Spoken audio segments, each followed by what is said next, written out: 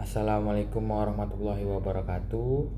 Perkenalkan, nama saya Revan Faiz Dinata dengan NIM C1A024026. Ingin mengerjakan tugas dari mata kuliah Matematika, Ekonomi, dan Bisnis yang dibimbing oleh dosen pengampu Ibu Sri Ningsi SEMSI.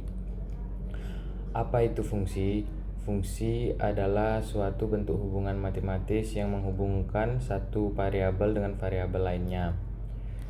Apa saja unsur-unsur pembentuk fungsi? Unsur yang membentuk fungsi ialah variabel, koefisien, dan konstanta.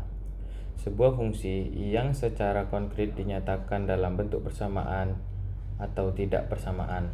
Walaupun sebuah persamaan atau tidak persamaan tidak mengandung konstanta, tidak mengurangi arti sebagai sebuah fungsi. Unsur fungsi. Unsur fungsi yang saya sebutkan tadi adalah variabel. Variabel adalah sebuah simbol yang digunakan untuk menyatakan nilai yang dapat berubah-ubah dalam suatu persamaan. Yang kedua adalah koefisien. Koefisien adalah angka yang ditempatkan di depan variabel dalam sebuah persamaan.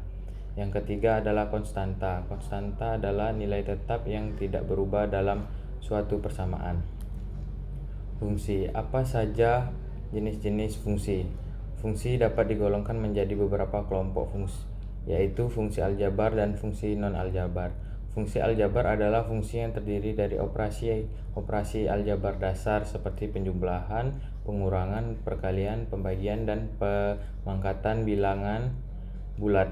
Berikut jenis-jenis fungsi aljabar: fungsi polinom, fungsi linear, fungsi kuadrat, dan fungsi kubik. Berikut adalah penjelasan mengenai fungsi-fungsi yang ada dalam fungsi aljabar. Fungsi polinom adalah fungsi yang mengandung banyak suku dalam variabel bebasnya. Yang kedua, fungsi linear. Fungsi linear adalah fungsi polinom khusus yang pangkat tertinggi dari variabelnya adalah 1. Yang ketiga adalah fungsi kuadrat. Fungsi kuadrat adalah fungsi polinom yang pangkat tertinggi dari variabelnya adalah 2. Yang keempat adalah fungsi kubik. Fungsi kubik adalah fungsi polinom yang pangkat tertinggi dari variabelnya adalah 3. Fungsi linear akan menghasilkan sebuah garis lurus jika digambarkan. Berikut contohnya. Selanjutnya fungsi non-linear. Fungsi non-linear adalah fungsi yang tidak dapat digunakan dalam bentuk linear, atau lebih spesifik, fungsi yang grafiknya tidak berupa garis lurus. Berikut adalah contoh fungsi non-linear. Setelah mendapatkan 3 titik, apakah akan membentuk sebuah kurva parabola? Jika tidak, kita akan mencari sumbu simetrinya sebagai berikut.